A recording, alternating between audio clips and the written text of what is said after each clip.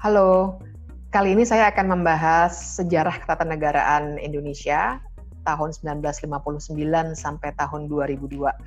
Ini adalah bagian kedua dari sesi sejarah ketatanegaraan pada mata kuliah Hukum Tata Negara di STH Indonesia Jentera. Saya kira masih lekat di kepala teman-teman bagaimana aktor-aktor yang berperan dalam sejarah ketatanegaraan kita berinteraksi satu sama lain, berdiskusi, bertarung gagasan, sampai menciptakan, menggagas suatu negara yang kita kenal sekarang bernama Indonesia. Dan semua aktor yang sudah teman-teman ulas, terima kasih untuk itu. Ulasannya menarik sekali dan mudah-mudahan teman-teman sekarang semua bisa lebih memberikan wajah pada sejarah kita sehingga lebih barangkali lebih mudah diingat. Dan semua aktor yang teman-teman bahas itu masih relevan untuk terus dibahas, paling tidak sampai pertengahan sesi kali ini, di mana sampai tahun 1967 itu Soekarno nanti akan jatuh. Nah, pada pembahasan 2 minggu yang lalu itu kita membahas sampai dengan keluarnya Dekret Presiden 5 Juli 1959. Tentu saja ini momentum yang begitu banyak orang ingat karena ini penting sekali dalam sejarah kita. Bagaimana seorang Soekarno ketika itu mengeluarkan dekret yang menyatakan bahwa Indonesia kembali kepada Undang-Undang Dasar 1945 naskah asli. Dan latar belakangnya kita sudah bahas pada 2 minggu yang lalu. Ada 2 versi. Yang pertama adalah versi sejarah yang kita pelajari. Itu dikarenakan konstituante tidak mampu mencapai kata sepakat, ya, terutama yang terkait dengan nasionalisme versus negara Islam. Tapi ada versi lainnya, juga banyak literatur yang sudah cukup banyak membahas, antara lain dari disertasinya Adnan Buyung Nasution yang mengatakan bahwa sebenarnya ada andil politik dari Angkatan Darat yang ketika itu mulai menguasai dunia politik Indonesia. Nah, momentum penting Dekret Presiden 5 Juli 1959 itu tidak hanya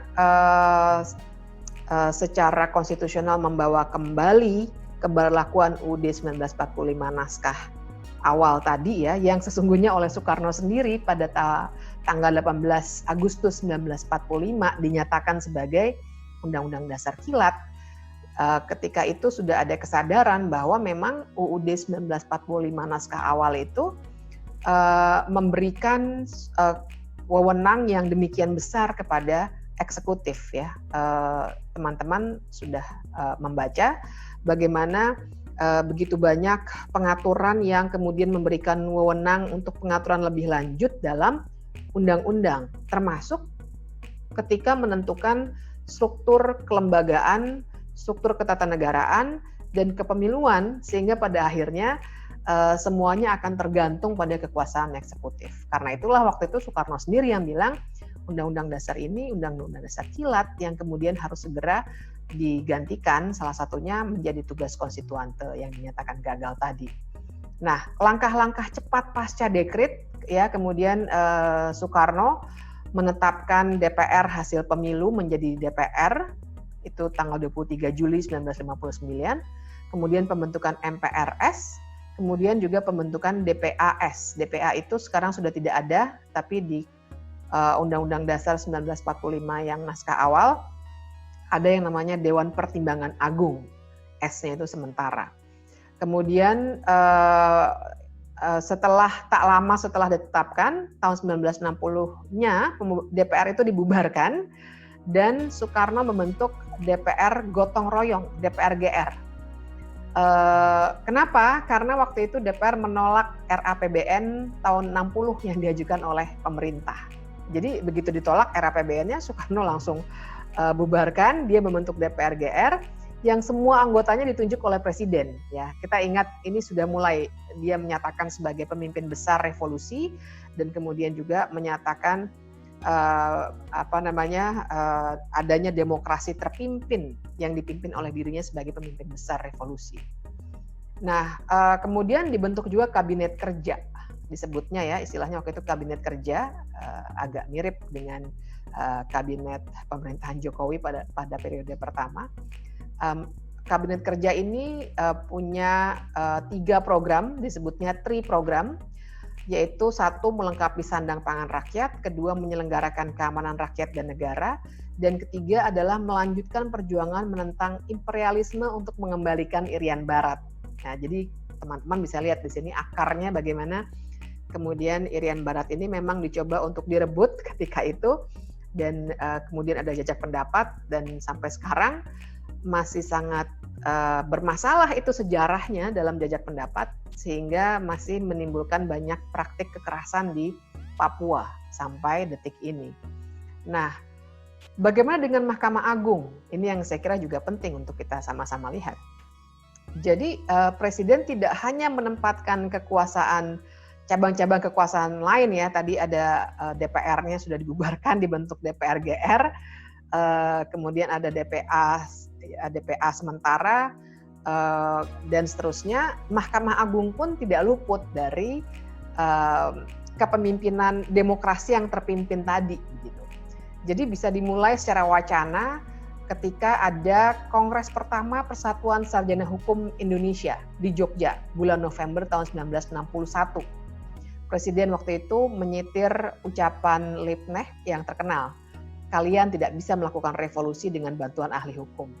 Sebenarnya konteksnya waktu itu baik, sama seperti Shakespeare ya, yang sering sering dikutip juga. Maksudnya baik dalam arti ahli hukum itu dia tidak akan secara gegabah menabrak aturan-aturan main yang ada, prinsip-prinsip yang ada. Sebenarnya itu. Tapi tentu saja Soekarno ketika itu mewacanakan di depan, ingat ini Persatuan Sarjana Hukum Indonesia, di depan para sarjana hukum, ingin mengatakan bahwa kalian harus ada di bawah kekuasaan saya sebagai pemimpin besar revolusi. Sebenarnya itu kan pesannya yang bisa kita baca dari pernyataan seperti itu. Kemudian tidak berhenti di situ. Pada Maret 1963 juga bentuknya, kalau tadi wacana, ini juga bentuknya adalah menyingkirkan pakaian resmi khas hakim. Jadi pada bulan Maret 1963 itu, melalui maklumat Menteri Kehakiman, Presiden Soekarno menyingkirkan pakaian resmi khas hakim. Nah, lebih jauh kemudian Soekarno bahkan membuat undang-undang ketentuan-ketentuan pokok kekuasaan kehakiman, Undang-Undang 19 tahun 1964, yang pasal 19-nya saya bacakan, demi kepentingan revolusi, kehormatan negara dan bangsa atau kepentingan masyarakat yang sangat mendesak, Presiden dapat turut atau campur tangan dalam soal-soal pengadilan. Kemudian pasal 20 ayat 1-nya dalam undang-undang yang sama, ada juga diksi hakim sebagai alat revolusi, wajib menggali, mengikuti, memahami nilai-nilai hukum, dan seterusnya. Tapi diksi hakim sebagai alat revolusi juga sesungguhnya menempatkan kekuasaan kehakiman yang seharusnya independen untuk berada di bawah kekuasaan eksekutif. Jadi kalau teman-teman juga baca buku, antara lain buku yang pernah saya tunjukkan dari Sebastian Pompe mengenai runtuhnya kekuasaan kehakiman, teman-teman bisa baca bahwa kebobrokan Mahkamah Agung kita memang dimulainya pada seputar periode ini. Ya, jadi mulai ada mentalitas korupsi, mentalitas kesatuan di bawah presiden dan seterusnya mulai muncul di masa-masa ini. Nah, selanjutnya saya akan tampilkan satu timeline yang mungkin saya kira akan membantu menjelaskan kepada teman-teman apa yang terjadi pada periode demokrasi terpimpin ini sampai dengan kemudian Soekarno sendiri jatuh pada tahun 1967. Nah, ini timeline yang bisa saya gambarkan, kelihatan di layar supaya teman-teman lebih melihatnya dengan lebih jelas. Pada 18 Mei 1963, ada keluar TAP MPR S nomor 3 tahun 1963 tentang pengangkatan pemimpin besar revolusi Indonesia Bung Karno menjadi Presiden RI seumur hidup. Jadi sudah mulai di sini dia mendeklarasikan jabatan presiden seumur hidup. Dan kemudian singkat kata, setelah itu ada peristiwa G30S pada 30 September 1965. Ketika saya belajar pada masa Orde Baru, kami selalu harus menyebutnya sebagai peristiwa G30S PKI. Tapi kita semua tahu dengan perkembangan yang sering kita bahas mengenai pelanggaran HAM berat masa lalu bahwa belum tentu PKI yang melakukannya sebenarnya ya, ada lebih tidak sederhana daripada yang selama ini diajarkan kepada kita semua. Nah, tapi anyway, karena teman-teman sudah banyak membahas soal ini dan kita sudah ada sesi HAM tersendiri juga mengenai hal ini, ketika itu setelah 30 September 1965 terjadi turbulensi politik yang luar biasa. Ya, kita tahu soalnya adalah perebutan kekuasaan di tubuh Angkatan Darat. Sehingga ketika itu situasi tegang dan kemudian dibuat makin kacau. Ada literatur juga yang menunjukkan misalnya keterlibatan dari pihak-pihak luar negeri ya, karena kita blok yang agak kiri dan sangat besar negara kita, sehingga agak menakutkan dalam konteks perang dingin ketika itu, sehingga perlu dibantu agar blok kiri ini hancur seperti itu. Sehingga teman-teman yang sudah nonton filmnya Joshua Oppenheimer, Jagal dan Senyap, sudah punya cukup gambaran ya mengenai hal itu, dan juga dari banyak buku sejarah yang sekarang sudah mulai banyak terbuka bahwa terjadi pembunuhan orang-orang yang dituduh PKI tanpa pengadilan. Jadi jutaan orang yang terbunuh tanpa pengadilan dan banyak sekali orang yang juga ditahan, perempuan yang diperkosa, ditahan di Pulau Buru tanpa pengadilan, sehingga terjadi suatu pergolakan yang luar biasa besar, situasi mencekam. Kalau teman-teman bicara dengan orang tua ketika itu pasti bisa menggambarkan betapa mencekamnya suasana. Nah, suasana yang mencekam itu kemudian terbawa sampai jauh ya. Kita tahu tahanan di Pulau Buru saja mulai keluar baru pada awal 1970-an. Jadi pada bulan Maret 1966 ini kemudian muncullah yang kita sekarang kenal dengan Surat Perintah 11 Maret yang sesungguhnya dokumennya belum pernah ditemukan, dokumen aslinya. Padahal Super Semar ini kita semua tahu berisi pemberian kekuasaan kepada Letnan Jenderal Soeharto dari Soekarno yang sudah mulai terdesak karena peristiwa 30 September tadi. Nah, sehari setelah itu 12 Maret 1966 Soeharto langsung bertindak dengan membubarkan secara resmi PKI sebagai partainya itu sendiri. Kemudian tanggal 18 Maretnya juga menangkap 15 menteri loyalis Soekarno. Dan kemudian juga pada tanggal yang sama keluar ketetapan MPRS nomor 17 tahun 66 yang mencabut TAP MPR yang yang mengangkat Soekarno sebagai presiden seumur hidup. Nah, tidak lama setelah itu 12 Maret ya, kemudian 2 minggu kemudian pada 27 Maret 1966 Soekarno, dia masih presiden walaupun tidak lagi seumur hidup, mengumumkan kabinet baru yang sebenarnya dibentuknya oleh Soeharto.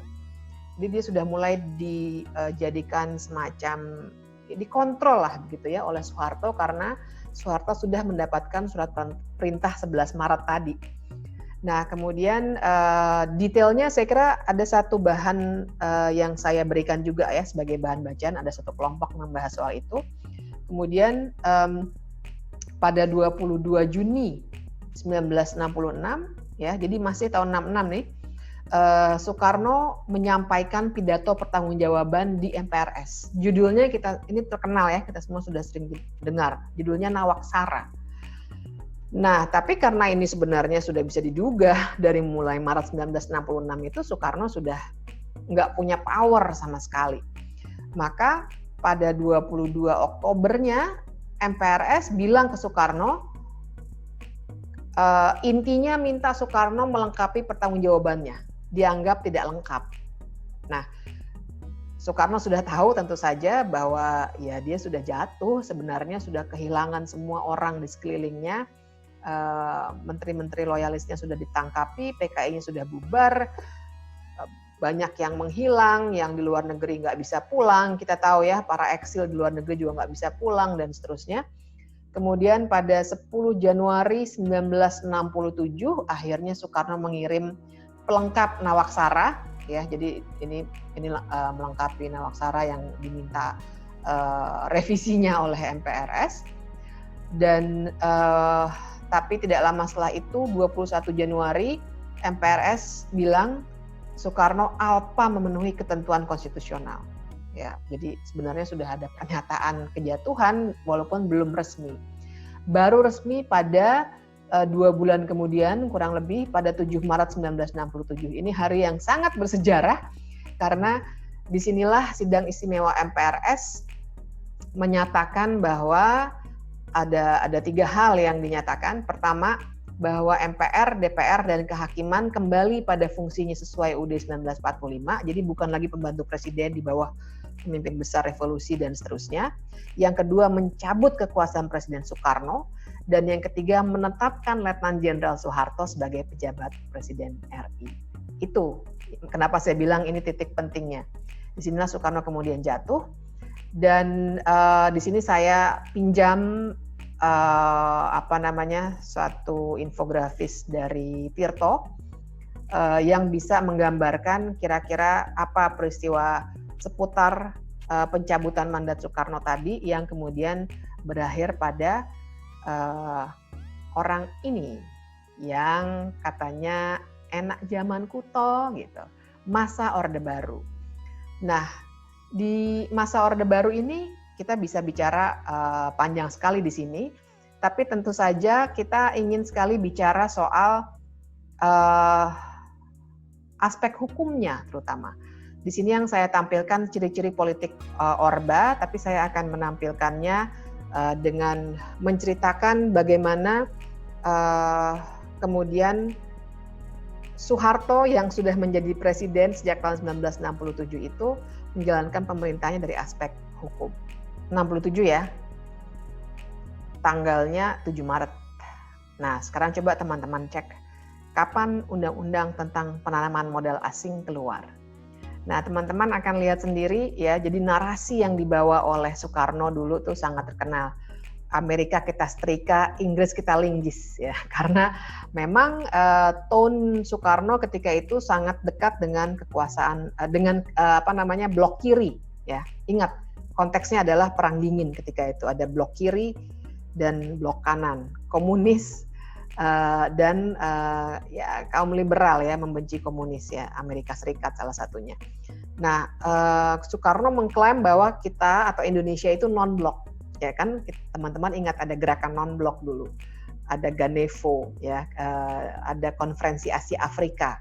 Tapi sesungguhnya kecenderungannya Soekarno ke kiri ya. Teman-teman ingat kan soal Nasakom, nasionalisme agama dan komunisme, yang kemudian menjadi suatu wacana tersendiri oleh Soekarno.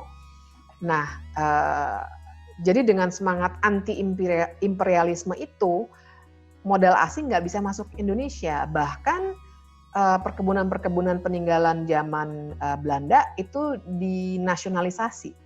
Itu catatan kecil ya, kecil tapi penting sekali.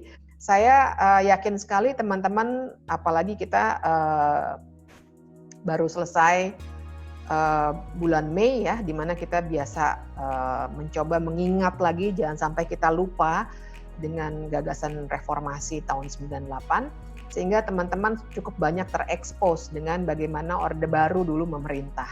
Tapi yang ingin saya tekankan dalam sesi ini adalah bagaimana secara hukum itu semua juga seakan-akan tidak salah. Ini yang mengerikan dari hukum kan. Ketika dia ada di tangan orang-orang yang salah, dia akan membuat segala sesuatu yang salah menjadi seakan-akan benar secara hukum. Nah, jadi selain undang-undang penanaman modal asing tadi ya, yang memungkinkan masuknya investasi asing ke Indonesia secara langsung, dalam konteks ekonomi cukup banyak, nanti bisa kita bahas lebih lanjut. Tapi secara politik begini, saya mau mengambil dulu misalnya kontrol secara politik untuk melanggengkan kekuasaan Soeharto itu sendiri.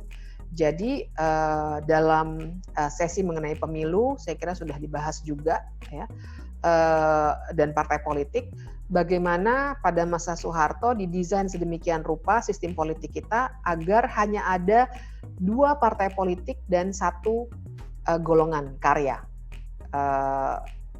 Partai-partai politik Islam dipaksa fusi ya, waktu itu istilahnya, untuk menjadi 1 partai yang bernama Partai Persatuan Pembangunan. Partai-partai nasionalis dipaksa untuk berfusi menjadi partai yang namanya Partai Demokrasi Indonesia. Nah, satu lagi nih golongan katanya, tapi sebenarnya dia serupa partai politik. Dia bisa, partai-partai politik itu tidak boleh masuk sampai ke tingkat desa, padahal kita tahu salah satu fungsi partai politik kan sebenarnya pendidikan politik masyarakat. Itu nggak jalan sama sekali, karena kita dibuat seperti konsep istilahnya masa mengambang. Jadi kita hanya dikontrol saja, tidak boleh berpolitik secara praktis, bahkan ada jargon yang dulu juga saya harus hafal, salah satunya pembangunan yes, politik no. Jadi kita dijauhkan betul dulu dari isu-isu politik, makanya jarang ada kritik gitu. Nah, itu satu ya, partai-partai politik. Nah, dengan desain seperti itu, kemudian yang kedua itu juga DPR itu dibuat seperti stempel saja bagi eksekutif. Nah, caranya bagaimana? Satu tadi melalui inputnya ya, partai politiknya cuma ada 2 plus Golkar, tapi juga dari aspek aturan mainnya itu dibuat sedemikian rupa sehingga dia memang tidak akan bersifat kritis gitu. Dan jangan lupa dari segi keanggotaannya tidak hanya 2 partai politik dan 1 golongan karya itu, juga ada yang namanya ABRI. Ya, jadi ini aspek berikutnya. Ada dwifungsi ABRI, konsep di mana dwifungsi dalam arti ABRI itu tidak hanya konteksnya menjaga pertahanan dan keamanan, tapi dia juga ada di ruang politik. Angkatan Bersenjata Republik Indonesia yang terdiri dari Angkatan Laut, Angkatan Darat, Angkatan Udara, plus kepolisian. Jadi 1 bernama ABRI dulu ya, sekarang sudah dipisah-pisah. Tapi dulu itu ABRI jadi punya dwifungsi dalam arti itu. Dia masuk ke ruang politik dengan cara diberikan kursi secara otomatis di DPR, kemudian juga di MPR, dan kemudian juga dibentuk komando teritorial ya, yang sampai jauh ke desa-desa ya, Koramil sampai bawah Babinsa tuh sampai sekarang masih seringkali difungsikan juga walaupun banyak kritik terhadapnya. Kemudian di dalam tubuh pengambilan keputusan tadi kemudian karena ABRI punya fungsi politik, dia juga dominan dan dia jangan lupa dia ada di bawah kekuasaan seorang presiden yang juga seorang jenderal. Ya, dan itu yang kemudian menjadi kuat. Jadi DPR dulu diistilahkan ada 1 atau 2 bahan bacaan yang saya berikan juga di Apollo kita. DPR itu seperti pemberi stempel saja. Apapun yang pemerintah mau dia oke. Dia nggak akan protes sama sekali. Kalau teman-teman ingat lagunya Iwan Fals, ya salah satunya keluar kritiknya Iwan Fals itu dalam konteks seperti itu. Nah, dwifungsi ya. Jadi DPR 1. MPR juga begitu. Padahal kita tahu dulu dalam konteks Undang-Undang Dasar 1945 naskah asli, dan ini yang dipertahankan oleh Soeharto, MPR itu punya kekuasaan yang tinggi sekali karena dia yang menentukan siapa yang jadi presiden. Ingat bahwa dalam Undang-Undang Dasar 1945 yang naskah awal, presiden itu tidak dipilih langsung. Presiden dipilih oleh MPR sebagai lembaga tertinggi negara. Nah, MPR itu komposisinya adalah DPR, utusan golongan, utusan daerah, dan ABRI. Utusan daerah itu dipilihnya oleh DPRD, yang inputnya juga cuma 2 partai plus Golkar plus ABRI juga. Dan sementara utusan golongan itu ditentukannya juga oleh pemerintah.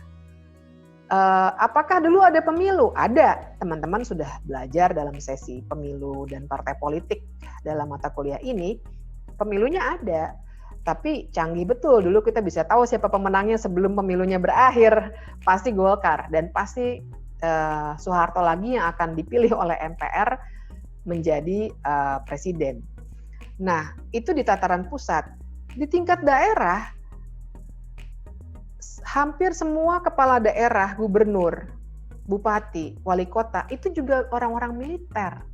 Gitu. Jadi ada di mana-mana memang. Dan juga jaksa agung biasanya itu juga dari militer. Ya, jadi dui fungsi ini benar-benar ada di mana-mana, benar-benar kuat waktu itu. Dengan catatan seperti itu ya, presidennya sendiri juga seorang jenderal. Nah, itu aspek lainnya ya, hubungan pusat daerah yang jadi dikontrol sekali oleh pusat.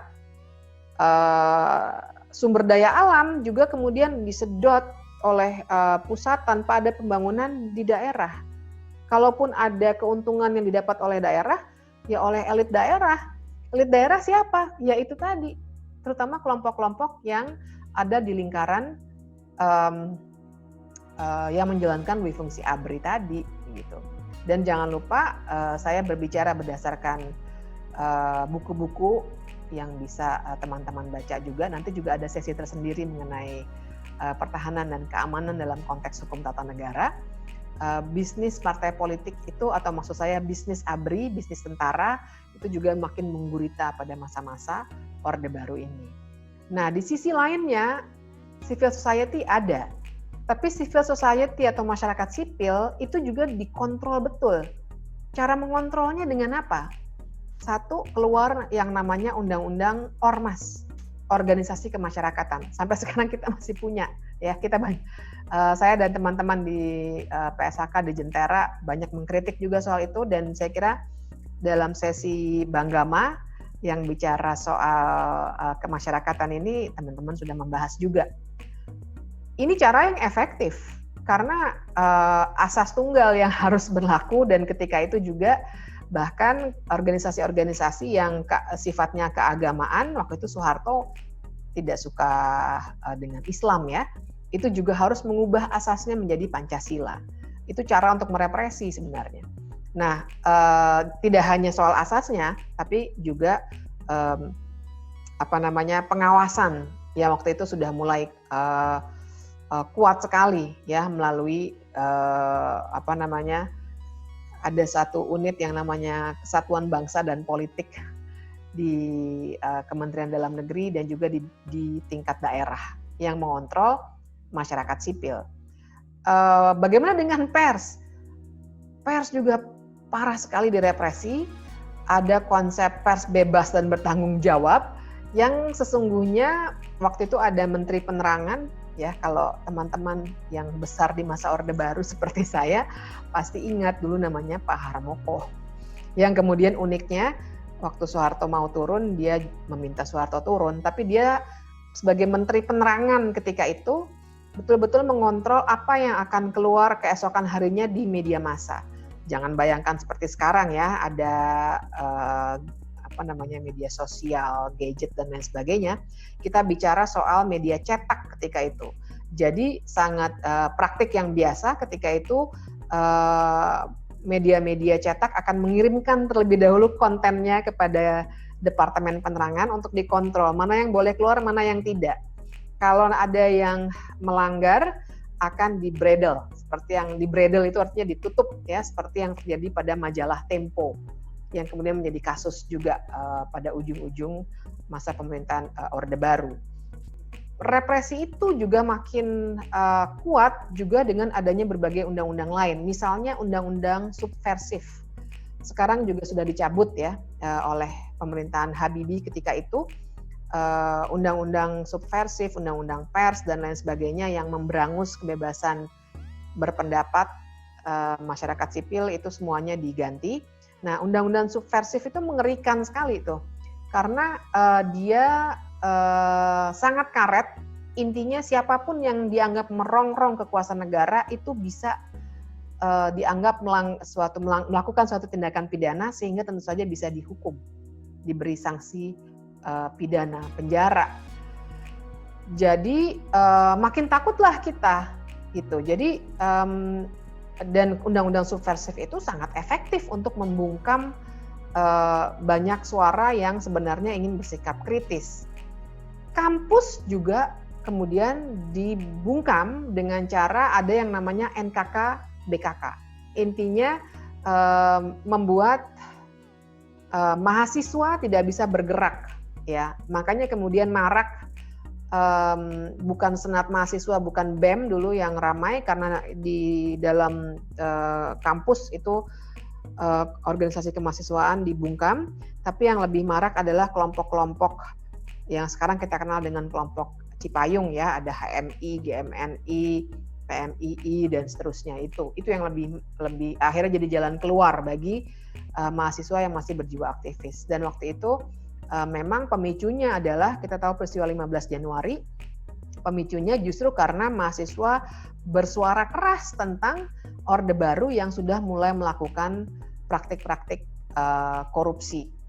Nah, jadi itu yang terjadi pada masa Orde Baru, sehingga kemudian pada ujung masa Orde Baru sekitar tahun 1997 dan kemudian menguat pada tahun 1998 muncul agenda reformasi yang intinya ada 6, yaitu adili Soeharto, cabut duifungsi ABRI, tadi saya sudah cerita soal duifungsi ABRI ini, pemberantasan KKN, korupsi, kolusi, dan nepotisme, kemudian amandemen Undang-Undang Dasar 1945, kemudian yang kelima otonomi daerah seluas-luasnya, dan yang keenam tegakkan supremasi hukum. Nah, jadi tuntutan mahasiswa ini pada masa itu luar biasa. Yang nomor satunya adili Soeharto, karena dulu saya ingat sekali karena saya bagian dari gerakan itu, untuk berbicara adili Soeharto itu kami nunggunya, mengkondisikannya cukup lama, berbulan-bulan. Karena waktu itu siapapun yang menyinggung-nyinggung soal mengadili Soeharto, yang menyinggung soal amandemen, itu bisa hilang. Kalau dia dosen, dia bisa tidak akan naik pangkatnya, tidak akan bisa kemana-mana, dan tentu saja bisa ditangkap. Ditangkap masih mending, tapi kalau hilang gimana? Gitu. Jadi bahwa gerakan mahasiswa mulai berani menyebut adili Soeharto, cabut duifungsi ABRI, itu luar biasa sekali ketika itu. Nah, singkat kata, kita tahu Soeharto kemudian turun. Saya kira peristiwa hukum penting lainnya adalah ketika tentu saja Habibie sebagai pengganti Presiden Soeharto ketika itu, karena waktu itu ia wakil presiden, dia masa jabatannya pendek ya teman-teman, tapi sebenarnya menurut saya banyak sekali kebijakan yang ia ambil yang sangat berguna bagi demokratisasi Indonesia. Salah satunya adalah dicabutnya berbagai undang-undang yang membuat demokrasi kita tidak jalan, yaitu tadi ya saya sempat sebut undang-undang subversi, undang-undang pers, undang-undang juga undang-undang tentang referendum yang mengatur bahwa amandemen tidak bisa dilakukan kalau tidak disetujui oleh lebih dari 90% rakyat Indonesia, yang artinya bisa dibilang amandemen tidak mungkin dilakukan, amandemen UUD 1945. Nah, itu semua dia cabut. Dan kemudian dia juga menyiapkan pemilu tahun 1999, sehingga segera membuat paket undang-undang politik yang baru yang memungkinkan lahirnya partai-partai baru juga. Jadi setelah Habibie menerima kekuasaan dari Soeharto, kita ingat waktu itu ya, pada bulan Mei 1998, saya memutuskan untuk menyatakan berhenti dari jabatan saya sebagai Presiden Republik Indonesia terhitung sejak saya bacakan pernyataan ini pada hari ini, Kamis 21 Mei 1998. Jadi setelah Habibie memegang tampuk pemerintahan mulai bulan Mei 1998, hanya beberapa bulan setelah itu pada bulan November 1998, masih tahun yang sama ya, Habibie segera melaksanakan sidang istimewa bulan November itu. Yang tujuannya memang untuk mengubah waktu pemilu berikutnya dari tahun 2002 jadi tahun 99. Karena saya ingat waktu itu saya sudah memilih sebagai pemilih pertama ya tahun 97. Jadi memang berikutnya tahun 2002 sebenarnya. Tapi dimajukan dari tahun 99. Maka ada sidang istimewa itu yang menghasilkan tidak hanya perubahan waktu pemilu berikutnya, tapi juga 12 ketetapan MPR yang sangat penting bagi masa depan demokrasi Indonesia. Dan kita bisa bicara lebih lanjut soal ketetapan-ketetapan MPR ini karena menarik ininya ya, konfigurasi politiknya ketika itu, di mana anggota MPR-nya sebenarnya masih sama, tapi sudah mulai ada perubahan cara pandang yang dipengaruhi dengan perubahan yang terjadi di level paling tinggi ya. Nah, jadi misalnya ada 12 ketetapan MPR itu, tapi di sini yang saya kutip yang hanya yang terkait dengan amandemen, yaitu pencabutan TAP MPR mengenai referendum, ya tadi saya sudah sebut sedikit. Kemudian ada TAP MPR tentang pembatasan masa jabatan presiden dan wakil presiden. Ini juga milestone yang luar biasa penting nih, karena dulu itu kami yang demonstrasi kan salah satu lagunya tuh 7 kali sampai mati, karena Soeharto 7 kali dia dipilih terus jadi presiden 5 tahun. Wakilnya aja yang ganti-ganti. Jadi pada bulan November 1998 itu keluarnya TAP MPR tentang pembatasan masa jabatan presiden ini juga catatan yang sangat penting. Kemudian ini juga yang luar biasa penting ini. TAP MPR nomor 17 tentang hak asasi manusia. Yang jadi cikal bakal kemudian masuk ke dalam Undang-Undang Dasar kita, pasal-pasal HAM di pasal 28. Ini tahun 98. Nah, segera setelah itu ya, karena sudah diubah waktu pemilunya, kemudian segera dikeluarkan Undang-Undang Partai Politik, Undang-Undang Pemilu. Itu jadi peserta pemilu banyak sekali ya. Di sini saya capture satu untuk memberikan gambaran dari 3 partai politik yang 2 sebenarnya ya, satu lagi kan golongan karya yang tidak pernah mau mengakui sebelum tahun 98 sebagai partai politik. 3 itu kemudian dibuka kerannya, keluarlah macam-macam partai, termasuk PDI Perjuangan nih, teman-teman bisa lihat di sini nih PDI Perjuangan ya. Kemudian Masyumi muncul lagi, kemudian PUDI, Daulat Rakyat ya, seru-seru ya, PKP, PAN ini lahir nih pertama kali, PAN, Amin Rais.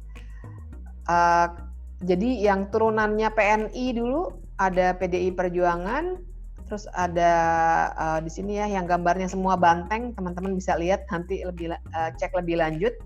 Kemudian partai-partai Islam jadi keluar lagi semuanya yang tadinya dihimpun di P3.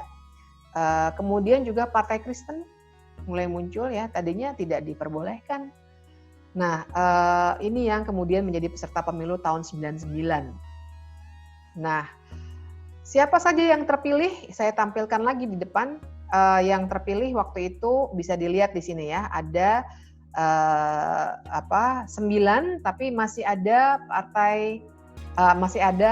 TNI Polri, fraksi TNI Polri masih ada.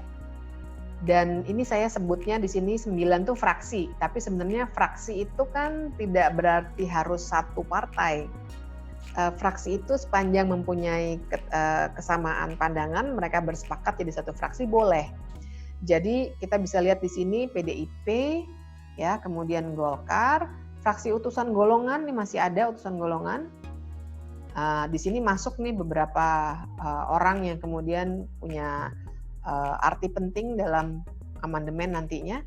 P3, PKB, Reformasi, fraksi reformasi ini adalah PAN sebenarnya. Ya. TNI Polri ini dulunya ABRI, sekarang menjadi TNI Polri. PBB, Bulan Bintang ya. PDU itu gabungan. PDU itu Perserikatan Daulat Umat. Ini adalah koalisi dari PNU, PKU, PSII, PPIIM, dan PDR. Kemudian PDKB, Partai Demokrasi Kasih Bangsa. Saya mohon maaf nih, saya sudah agak lupa kepanjangan dari partai-partai ini, tapi nanti bisa dicek lagi. Saya ingin menggambarkan bagaimana komposisi DPR ketika itu 500 ya totalnya. Kemudian masih ada utusan daerah. Jadi masih ada utusan daerah, masih ada utusan golongan, masih ada TNI Polri. Jadi masih seperti dulu, karena kita jangan lupa ini justru amandemennya belum terjadi. Ini adalah orang-orang yang nantinya akan melakukan amandemen. Makanya masih ada utusan golongan, utusan daerah, fraksi TNI Polri. Nah, utusan daerahnya 130, sehingga totalnya jumlah anggota MPR ketika itu adalah 695. Kemudian berikutnya adalah yang ingin saya sampaikan terkait dengan prosesnya. Saya tidak akan panjang untuk menjelaskan proses, yang intinya ada amandemen pertama pada tahun 1999, itu pada bulan Oktober 1999. Intinya begini nih, amandemen pertama, kedua, ketiga, keempat, polanya sama. 695 orang anggota MPR tadi totalnya kan 695 orang. Itu kemudian membentuk yang namanya Badan Pekerja. Jadi nggak kerja terus 665, tapi perwakilan fraksi-fraksi yang sifatnya lebih kecil, itulah mereka rapat membahas amandemen. Nah, kemudian pertemuan resmi MPR itu kan namanya sidang umum atau sidang istimewa atau sidang tahunan. Ya, kalau yang 5 tahun sekali istilahnya sidang umum. Nah, ketika itu diadakan sidang tahunan. Dalam sidang tahunan itu kemudian MPR 695-nya akan bersidang semua, tapi akan dipecah lagi menjadi panitia-panitia ad hoc. Panitia ad hoc-nya itu ada 3 biasanya ya, bertugas menyiapkan rancangan amandemen, menyiapkan ketetapan-ketetapan MPR, dan mereka kemudian bersidang dalam paripurna tadi yang cuma 4 hari kira-kira pada bulan Oktober. Nah, amandemen pertama itu semangatnya kita semua tahu masih dalam konteks membatasi kekuasaan presiden yang terlalu besar. Ya, jadi biasanya alurnya itu paripurna, Badan Pekerja MPR, kemudian ke PAH 3, kemudian ke Komisi C, kemudian ke paripurna lagi. Nah, amandemen kedua polanya juga serupa. Metode pembahasan tapi berubah menjadi pembahasan bab per bab. Ya, kemudian amandemen ketiga tahun 2001 polanya serupa juga, begitu juga dengan amandemen keempat tahun 2002. Nah, cuma yang unik adalah pada saat mengesahkan amandemen keempat ini, MPR juga membentuk yang namanya Komisi Konstitusi. Jadi background story-nya adalah pada tahun 99, 2000 lah resminya, ada koalisi masyarakat sipil yang bernama Koalisi Konstitusi Baru, dan ketika itu sekretariatnya salah satunya di PSHK sebenarnya, yang mendorong adanya pembentukan Komisi Konstitusi supaya pembahasan konstitusi itu lebih partisipatif. Maksudnya adalah supaya jangan terlalu elitis oleh para politisi saja seperti yang selama ini terjadi. Tapi kan gagasan itu ditolak terus, tapi kami melakukan lobby. Di satu sisi prosesnya Komisi Konstitusi, tapi di sisi lain juga kami melobi substansinya. Jadi ketika itu saya dan teman-teman mengadvokasikan konsep bikameral yang sekarang melahirkan Dewan Perwakilan Daerah. Teman-teman Cetro waktu itu, sekarang organisasinya sudah tidak ada, mendorong pemilihan presiden langsung. Terus ada yang mendorong tentu saja pasal-pasal HAM, kemudian ada yang mendorong pasal tentang lingkungan hidup, otonomi daerah. Jadi bergabung semua, keren banget. Masyarakat sipil ketika itu, berbagai organisasi non-pemerintahan. Nah, barulah pada 2002 itu kemudian MPR setuju untuk membentuk Komisi Konstitusi, tapi sama sekali tidak seperti yang diusulkan oleh Koalisi konstitusi baru tadi. Komisi konstitusi yang dibentuk oleh MPR ini isinya experts gitu. Jadi ya sama saja sebenarnya. Walaupun harus kita apresiasi karena di dalamnya itu ada Prof. Jimli Asyidiki, ada Prof. Sri Sumantri dan lain sebagainya yang draft yang dihasilkan juga baik, tapi draft konstitusi yang lebih baik ya dari amandemen itu asumsinya lebih baik. Tapi toh ini cuma lip service aja. Jadi waktu itu dibentuk Komisi Konstitusi dengan TAP MPR nomor 1 tahun 2002 tentang pembentukan Komisi Konstitusi, tapi hasil kerja dari Komisi Konstitusi itu cuma disimpan. Mungkin sekarang sudah berdebu, nggak pernah ada yang melihat lagi gitu. Lip service saja karena berulang kali didorong terus oleh masyarakat sipil. Nah, yang penting dari proses amandemen ini adalah ada kesepakatan politik tentang perubahan. Kesepakatan politik ini supaya lebih jelas saya akan tampilkan ya teman-teman. Perubahan konstitusi yang dilakukan bentuknya amandemen, bukan konstitusi baru, karena aspeknya dianggap kesejarahan, yang buat kami sebenarnya tidak. Kalau kita lihat kan sebenarnya yang kita miliki sekarang itu semacam konstitusi baru juga, karena lebih banyak pasal-pasal baru ketimbang yang lama. Tapi untuk kepentingan sejarah, kesepakatannya adalah dinamakan proses itu amandemen. Nah, kemudian juga ada kesepakatan lain yang sebenarnya dokumen tertulisnya dicoba dilacak tidak terlalu kelihatan, tapi itu muncul dalam berbagai diskusi. Kesepakatannya adalah tidak mengubah isi pembukaan, ya karena juga dianggap mengandung Pancasila dan dianggap sebagai dokumen sejarah yang penting karena menyatakan kemerdekaan Indonesia. Kemudian menganut sistem presidensil, ini juga kesepakatan yang penting sekali dan bahkan dibuat lebih konsisten. Dan tidak mengubah bentuk negara kesatuan Republik Indonesia. Jadi tidak berubah jadi negara federal. Ya, ini kesepakatan politik yang penting ketika itu. Nah, hasil amandemennya seperti apa? Teman-teman sudah banyak belajar dalam sesi-sesi sebelum ini justru. Kalau dulu misalnya lembaga-lembaga negara sebelum amandemen, teman-teman bisa lihat di sini ada sebuah lembaga tertinggi negara yang bernama MPR RI. Kemudian di bawahnya ada Presiden, DPR, DPA, Mahkamah Agung, BPK, Bank Sentral, kemudian ada ABRI. Nah, sekarang ini ya, jadi lembaga tertinggi negara dan lembaga tinggi negara. Nah, sekarang setelah amandemen, teman-teman bisa lihat perubahannya. Jadi MPR-nya sekarang ada di bawah Undang-Undang Dasar dan ini yang lebih tepat menurut pandangan banyak orang-orang yang belajar hukum tata negara. Dan sesungguhnya dia adalah sidang gabungan DPR dan DPD. Kemudian ada lembaga-lembaga negara yang baru muncul. Ada KPU, tidak disebutkan dalam huruf-huruf besar K, P, dan U, tapi disebutkan keberadaan sebuah komisi pemilihan umum. Jadi sudah disebutkan dalam konstitusi. Kemudian ada komisi yudisial, kemudian yang muncul baru lagi kan ini nih, ya MK muncul. Yang lainnya masih sama, tapi ini perubahan yang sesungguhnya sangat-sangat signifikan. Nah, jadi karakternya dari eksekutif heavy memang berubah menjadi legislatif heavy. Ya, teman-teman bisa lihat di pasal-pasal mengenai kekuasaan pemerintahan negara. Kemudian juga di sini ya bisa kelihatan ya dengan persetujuan DPR, dengan persetujuan DPR di mana-mana. Kementerian Negara kemudian diatur dalam undang-undang. Proses legislasi juga berubah.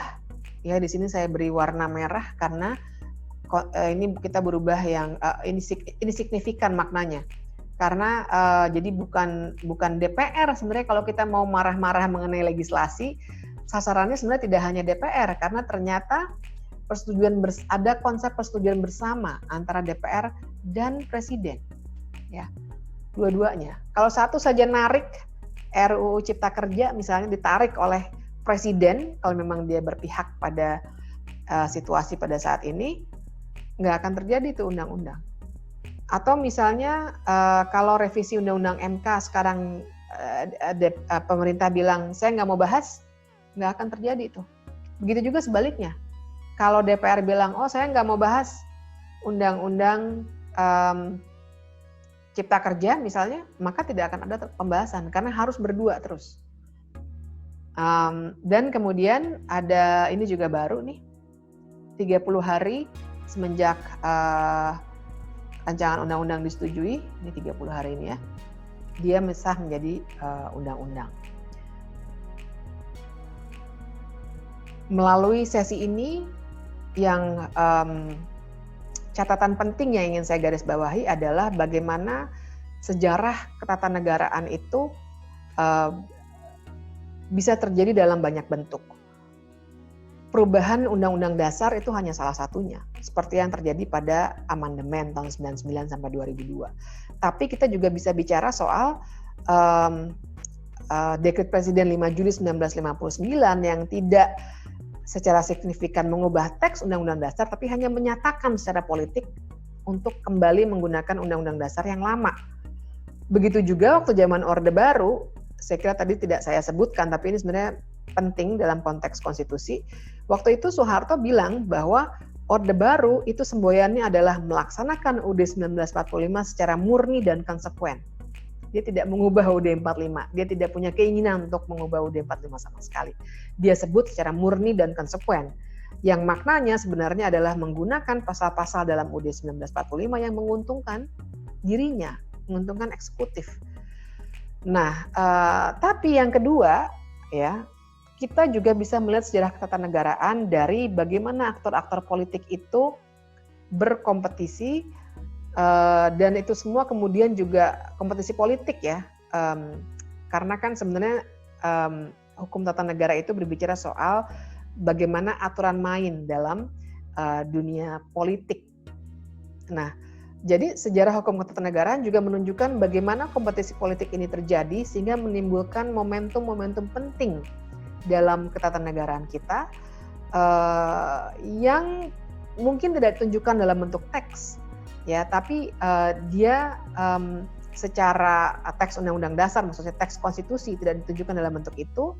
Mungkin dia dalam bentuk undang-undang, mungkin dia dalam bentuk dekret, mungkin maklumat wakil presiden seperti tahun 45 ataupun bentuk-bentuk lainnya. Tapi mereka semua adalah penanda sejarah terbentuknya berbagai konsep ketatanegaraan yang sekarang ini kita pelajari. Mulai dari sistem pemerintahan, bagaimana Mahkamah Konstitusi lahir, bagaimana pertentangan antara kelompok Islam dan kelompok nasionalis dan lain sebagainya. Nah, jadi sampai di sini dulu. Berikutnya saya akan memberikan catatan mengenai tugas yang harus teman-teman lakukan melalui Apollo.